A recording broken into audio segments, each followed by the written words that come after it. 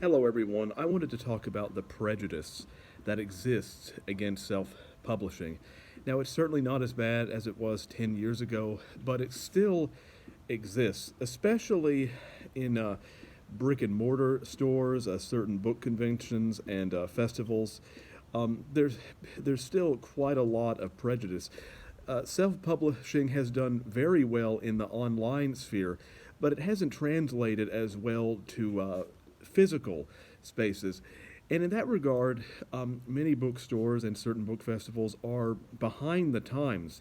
But I still feel that when I go to a bookstore or a convention involving books or whatever, that self published books or authors are still seen as second class citizens. Um, so, for example, when I look up certain rules, online for certain bookstores, book festivals, what does it take to get your book in?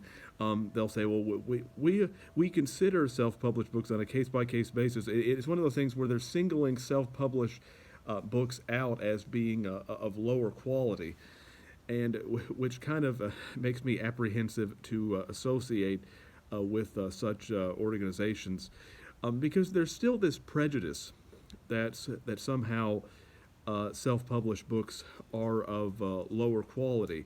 That if an author self-publishes because they couldn't get traditionally published, even though many writers don't even pursue traditional publishing anymore. Self-published books make up a significant portion of the market, but a lot of people, especially in the publishing and writing industry, refuse to recognize that, and this does seem to come more from people who are in the writing or publishing industry than the general public, because many people in the general public don't even know the difference between a traditionally published book and a self-published book. Quite often, when I explain to someone who doesn't know a lot about the publishing industry the difference, they're like, "You were right to self-publish. That sounds so much better." So this prejudice is coming from just a small handful of circles, but they just happen to have a lot of power.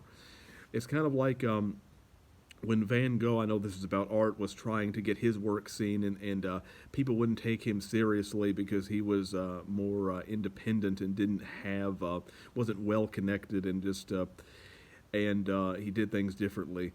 And so I do sense a lot of prejudice against self-published books. Now, of course, in many cases, a self-published book may not be as polished as a traditionally published book, but that's only because of lack of funds or resources. For example, you wouldn't say that because an independent film doesn't have the same budget as a Hollywood film, that therefore it isn't a legitimate film or that it's lesser. You have to adjust your expectations based on what kind of book or film it is. So this prejudice in many self-published books are in fact better in terms of quality than traditionally published books. So it's just a prejudice that I think needs to cease.